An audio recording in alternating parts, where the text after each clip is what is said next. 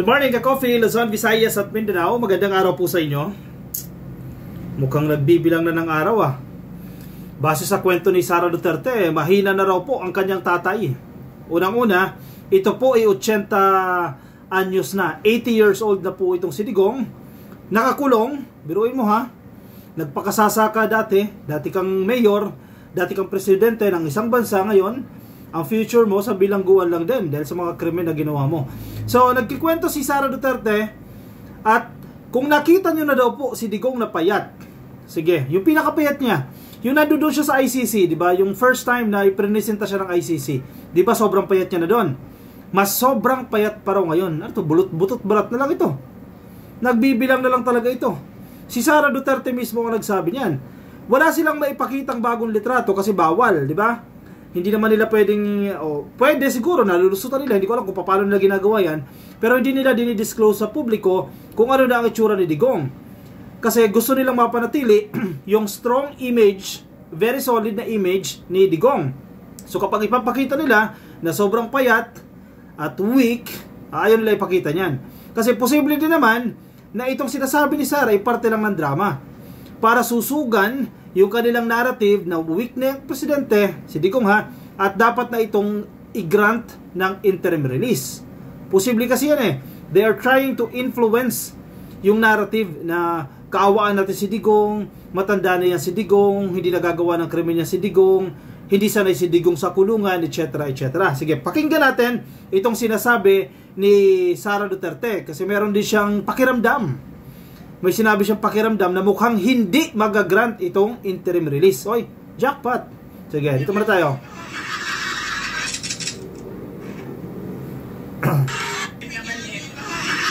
Marami po magtatanong, kamusta na si dating Pangulong Rodrigo Duterte? Sinasabi ko sa inyo, hindi niyo pa siya nakita na ganito kapayat. Sa mga maalala ninyo sa kanya, mga panahon na naging mayor siya, na naging vice mayor siya, na naging congressman siya, at naging president ng ating bansa. Bakit ba pumayat? Dahil unang-una, hirap siya sa kanyang kalagayan. Hindi naman kasi siya marunong ng gawaing pambahay. Hindi niya magawa yon dahil lahat yon ay ginagawa para sa kanya mula nang siya ay pinanganak. Simula sa nanay niya, papunta sa girlfriend niya, papunta sa asawa niya, papunta sa girlfriend niya balik. Okay. Very privileged yung statement ni Sara. One, tulad ng sinasabi ko kanina, ito na yung pinakapayat na stage ni Digong. Wala lang tayong litrato pero hindi pa natin siya nakikita na payat. Pero nakita na natin siya ng payat noong campaign. Yung nangangampanya siya, nag-iikot siya sa may Isog Rally, di ba? Inaalalayan na lang siya para makatayo. Payat na siya doon. Pero ang description ni Sara, mas payat pa. So butot balat na lang talaga ang ating na-imagine dito kay Digong. Bakit daw? Napaka-privilege ng kanyang reasoning Sinasabi ni Sara, kasi hindi siya sanay sa gawaing bahay. Paki namin. Di ba? Ganun ba yan? Dahil privilege ka, hindi ka lumaki na marunong sa gawaing bahay. Ano, pakawalan ka? Dahil hindi ka sanay sa gawaing bahay o sabihin sa mga judges ng ICC, please judge, hindi sanay yan sa gawaing bahay kasi may gumagawa yan para sa kanya. Ano yun? Napaka-privilege naman. Pakawalan na lang dahil hindi marunong gumawa ng gawaing bahay at nangihina siya dahil sa gawaing bahay. May intindihan mo pa, may pagkabubita din itong si Sara May intindihan mo pa kung gumawa-gawa na lang siya ng justification, sabihin niya yung edad niya at yung sakit, di ba may mga medical clearance na lang yan, mas acceptable pa yung dahilan ng kanyang panghihina, yung kanyang edad at yung kanyang sakit. Hindi yung dahil hindi siya marunong sa gawaing bahay.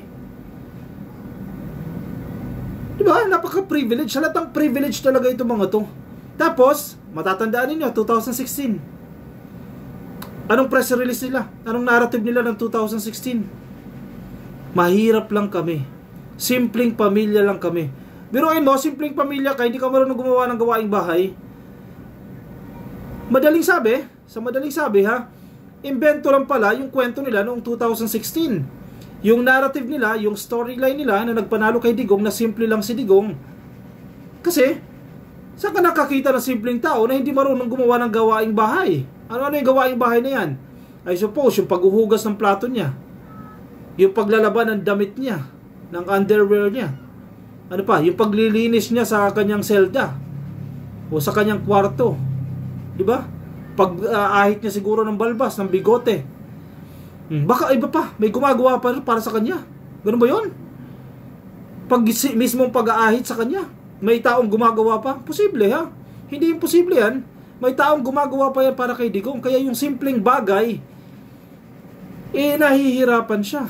Contrary, doon sa pinakalat nilang kwento noong 2016 na napakasimple ni Tatay Digong. Nahuhuli kayo. Nagsisinungaling kayo. Diba?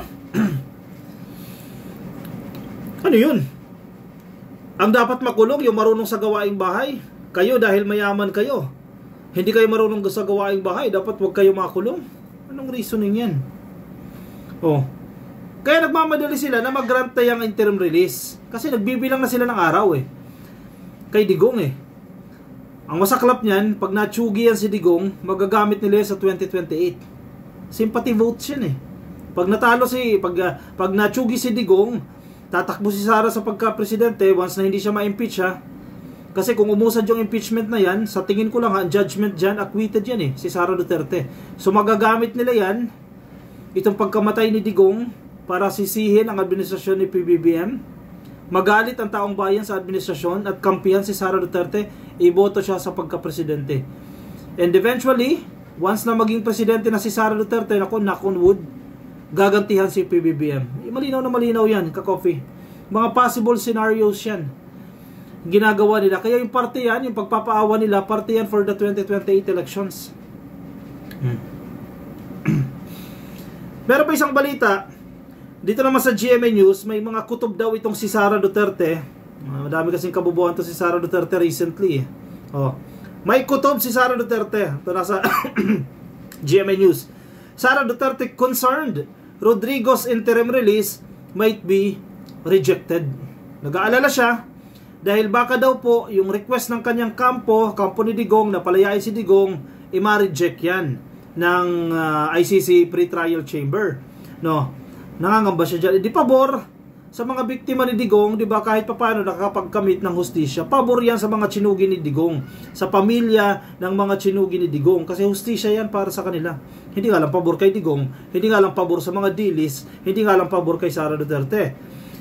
Vice President Sara Duterte, kahapon po ito expressed concerns that the interim release of her father, former President Rodrigo Duterte, might not be granted. Sana! Sana magdilang anghel si Sara dyan na hindi i-grant itong interim release. Following petition of the Office of the Prosecutor in the International Criminal Court or ICC to the tribunal. Kasi nabiktima rin ng fake news yan Yung grupo ni Kaufman, yung abogado ni Digong. Diba? Naglabas sila ng statement. Ang sinasabi nila ng una, itong ICC prosecutor, pag sinabi mong ICC prosecutor ka-coffee, ito yung mga kakampi ng biktima, ng mga tinukhang ni Digong. Kumbaga, yan yung nagtatanggol sa kanila, kaya prosecutor ang tawag natin. ICC prosecutor. Nung una, pinalabas nito nila Kaufman, defense. Si Kaufman, defense yan kampo ni Digong. Pinalabas ang kampo ni Digong sa pamamagitan ni Kaufman na hindi raw po tumututol itong prosecutors, ICC prosecutors, sa request nila na palayain si Digong. Fake news. Nakarating sa ICC prosecutor yan. Naglabas sila ng statement. Sinasabi ng ICC prosecutors, wala kaming sinasabi na gusto namin na mapalaya si Digong. Nabiktima kayo ng fake news dyan. So dahil dyan, nagsalita itong ICC prosecutors, nanganganib daw, sabi ni Sara Duterte, na baka hindi mag-grant itong interim release. Dapat lang. The Vice President said she has not yet read the recent request by the prosecution for the chamber to reject the defense call for Rodrigo Duterte's interim release. Nasa balita na yan, for sure. Nabasa mo na yan. Nabasa na nga natin yung lalaban ng kanilang request sa balita As a daughter, she said she is worried that the tribunal will deny her father's release considering his physical state. Consistent si Sara dyan. Ang number one reason, ang number one justification nila kung bakit dapat palayain si Digong ay ang kalusugan nito. Consistent sila dyan dahil 80 na nga, butot balat ng araw ito, payatot ng araw ito, kaya kinakailangan ng mapalabas yan. Di sana lahat ng preso, ganyan na lang. Ganyan dito sa Pilipinas. So, matanda na yan, mahina na, palayain. Sana ganyan na lang yung argument, di ba? Bias, sobrang privilege. As a daughter, I am concerned that he will not be granted interim release. Sabi ni Sarah, ha? He is 80 years old. He is not in good health. Masama daw po ang kalusugan ni Digong. Oy, maawa po kayo. Hu. He is not in good health. He is not been eating well. And he needs support from familiar people. And he needs the care of his family and loved ones. Sabi ni Sara Duterte. Napaka-privilege. Sobra. Hindi na raw po kumakain ng tama. Hindi na raw po kumakain ng maayos. Ibig sabihin, wala sa oras yung kain, hindi masustansya yung pagkain, etc. etc. So, mangangayaya talaga, kaya nagiging butot balat na lang. Kasi nung panahon niya, nung nasa bahay siya, syempre, alagang-alaga ng kanyang mga girlfriend. O ito, kainin mo to, yan, package pa yan, kompleto, may prutas, may ulam, may gulay, may isda. Lahat ng gusto niya. Ngayon, hindi nyo na magagawa yan dyan sa ICC. Coke lang siguro ng Coke. Kasi yan ang request niya, Coke Zero. Hindi pwede mawala itong Coke Zero. So gusto ni Sarah na mabigyan ng suporta itong tatay niya mula sa mga pamilyar na tao. Ibig sabihin, kung naalagaan siya dyan, for sure may mga caregiver dyan sa ICC, hindi dapat ganyan. Dapat daw mula sa mga familiar na tao. Sino yung mga familiar na tao na yan? O si Hanilet, yung anak niya si Kitty, o sino pa, yung Councilor Balaba, yung protocol officer ng mga girlfriend niya, allegedly. Galing din naman sa kanila yan eh. Galing din sa kampo ni Sara Duterte. So, kinakailangan siya maalagaan ng mga familiar people. Ang dami kasing girlfriend. So, dapat siya mag-alaga sa kanya. And he needs the care of his family and loved ones. So, kinakailangan siyang maalagaan ng kanyang mga mahal sa buhay. Drama, no? Pang MMK, Madam Charo, tinan mo mga kwentuhan ito, pang maalaala mo kaya, oh. Tapos pagbibigyan kayo dahil dati kang presidente. Dahil ang anak mo ngayon, vice presidente, ganun ba yun? The vice president who is also a lawyer, who is also a liar, also questioned the purpose of the provision on the interim release if it would simply be denied to be accused. The prosecution argued that Rodrigo Duterte's continued detention is necessary. Yan ha, yan lagi ang sinasabi ng prosecution na paulit-ulit sila dyan. Kinakailangan si Digong hindi palabasin. Si Digong nakakulong lang dyan sa ICC. Bakit kanyo? 1. To ensure his appearance during trial. Para matiyak po na once na umusad na itong mga hearing, umusad na itong mga pagdinig, makaka-attend pa rin si Digong. Kasi kung palayain yan, magtatago na yan. Paano pa a-attend dyan sa hearing? Dinalusutan na naman kayo dyan. Saying that he does not accept the legitimacy of the legal proceedings against him. It noted the former president's previous remarks against the ICC, as well as the petition he filed before the Supreme Court against the cooperation of the Philippine government with the ICC. Maganda yung argumento ng prosecution ng mga prosecutor Very vocal si Digong dyan. Ayaw na mag-participate siya sa ICC. So kung palalayain mo yan, bakit pa magpa-participate yan?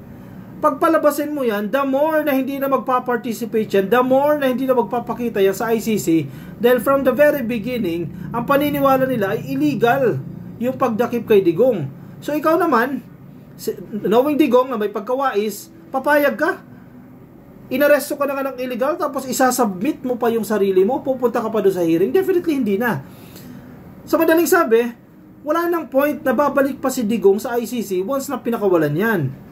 So yan ang pinupunto ng prosecution. So si ICC Pretrial Chamber 1, you have to realize itong argumento ng ICC prosecutors. Hindi na babalik yan once na pakawalan nyo. Nasa sa inyo yan. Kung talagang ayaw nyo na makamit itong hustisya para sa mga biktima, pakawalan nyo. Pero kung ayaw ninyo, huwag nyo pakawalan. Yan ang call to action sa mga ICC judges. It noted the former president's previous remarks against the ICC. Correct. Binabastos nga ang ICC. Siya ba, ikukusa niya yung sarili niya? Attend siya ng hearing na binabastos niya nga yan. The prosecution further said that Rodrigo Duterte's allies and family members remain in possession of power. It specifically mentioned VP Sara. noting that the Vice President made clear that she views his detention as illegitimate. Correct. May impluwensya si Digong. Ang pamilya niya influential dito sa Pilipinas. Vice President ang anak niya. So the more na itatago yan, the more na hindi na magpapakita yan. O, magtago lang yan sa kung saan saan. Punta ng China yan. Paano pa mahagilap yan? Hindi man miyembro ng ICC yung China. Diba? Napakalawak ng mundo na pagtataguan ni Digong, pagpalabasin yan si Digong. Ilang beses na natin ito na-discuss ka-coffee na hindi dapat palayain yang si Digong. Kawawa po yung mga biktima once na palayain yang si Digong. Ang Department of Justice, ito, good news naman ito para sa mga biktima, no? Kasi ang concern din ng ating mga kababayan yung mga magwi-witness, magti-testify dyan sa pagdinig sa ICC kasi mostly mahihirap po ito. Walang kalaban-laban po itong mga pamilya na yan. So ang DOJ po, kinumpirma na po nila finally, no? Nagsalita na po ang Department of Justice dito na sila po ay magko-cooperate sa ICC. Yan ha. DOJ confirms cooperation with ICC. At nag-offer po sila na ilipad o ibiyahe itong mga witnesses dyan po sa The Hague. So, syempre, mahirap-hirap ka, coffee, bumiyahe yan. Pagkuha pa lang ng visa, gagastos ka na dyan. Yung Schengen visa mo, syempre, mahal yan, may bayad dyan. Pagkuha ng insurance, kinakailangan din yan. Medyo malaki po ang gagastosin itong mga witnesses na ito. So, ang DOJ, ang Department of Justice, ay sasagutin na po nila yan. Tutulong na po sila para sa biyahe. Of course, pag biniyahe mo yan, itatago mo yan sa safe houses, di ba? Hindi mo naman pwedeng hayaan lang yan. Siyempre, ibibilit mo yan sa isang hotel or sa isang apartment o kung saan man yan na protected itong mga witness na yan. At least ang DOJ, they express their willingness to help itong mga witness na dalhin sila dyan sa The Hague. I understand kasi may grupo po ng actually mga pari ata ito, no? May isang pari na tumutulong dito sa mga witnesses na magti-testify or one of them ay magti-testify dyan sa The Hague, no? At malaking gastos po yan. Buti na lang tutulong na po ang ating gobyerno dito. Magbibigay po ng pinansyal na tulong at ililipad papuntang The Hague ang mga testigo ng tukhang ni Digong dyan po sa ICC. Magandang balita po ito, magandang development po yan para sa mga biktima. At least kahit papano may kakampi na kayo. Kasi noon, ng panahon ni Digong, sinong kakampi nyo? Wala, halos di ba? May mga pare, pero anong magagawa noon? Maliit na grupo lang, di ba? At least ngayon, gobyerno ng Pilipinas, ang kakampi nyo na sa pamamagitan po ng Department of Justice, natutulungan na kayo makamit po ang hustisya. Oy, very good ha. Secretary Boyeng Rimulya ng Department of Justice, very good. Magandang development po yan para sa ating mga biktima, para sa mga inapi, chinugi na mga kamag-anak ng tukhang ni Digong. Sana nga isunod na yung iba pang involved dyan. Hello, kaway-kaway kay Bato de la Rosa, hindi natin nakakalimutan yan. O siya, sige, i-komento po ang inyong mga nais sabihin. May mga opinion reaction kayo dyan, lagay sa ating comment section para nababasa po yan ng iba nating mga ka-coffee. Yung mga nasa Facebook, pasuyin na lang, please like and follow. Mga nasa YouTube, click lang po na subscribe. TikTok, subscribe na rin po kayo. At magkita-kita tayo sa ating susunod na episodes. Maraming salamat po. Ingat po kayo. Nasaan man po kayong panig ng daigdig. Ang kapitayon. Bye-bye.